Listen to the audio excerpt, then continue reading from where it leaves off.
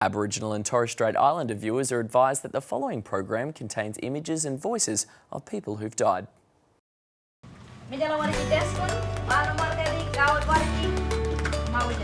Here at Cable Beach Primary School, these guys are learning things a bit differently. So that first syllable doesn't say many, it says manya. This lesson's being taught almost entirely in Yawuru. Yaminyari, bilingual, Lidingin. These are some plants names that we've learnt from our Yawuru teacher. Yawuru is an Aboriginal language that's been spoken by Broome's traditional owners for tens of thousands of years. We learn lots of different stuff. We learn about the seasons, the fruit, our family, how to count, family, fishing, the plants. My favourite subject is learning about the animals. It's just great. Some of these guys already speak some Yawuru at home, but for others, it's a whole new set of words and sounds, and a new way of looking at the world. It's important for young people like me to learn Yawuru because it's a dying language.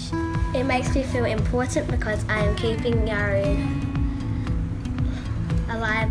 I think learning about Yarra is important because we need more younger people to learn it because the language itself is fading. But when we grow up, we can teach the younger ones.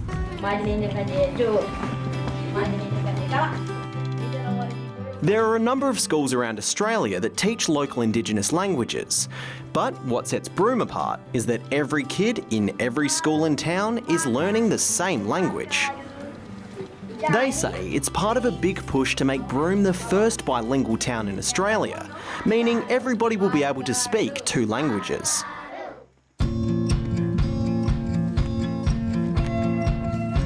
It hasn't always been this way for the Yawuru language. Good for ingaliwa, elan, the reef fish. Diane grew up in Broome back in the 60s when things were very different for the Indigenous population. She says they weren't treated very well, and for a long time her family wasn't even allowed to speak Yawuru words in public. When you think about history, Aboriginal people wasn't allowed to speak their language. So, and that is another discussion. You know, things have happened, had a negative impact on our culture with all those acts and policies. Fast forward to 2006, and the language was close to being lost forever.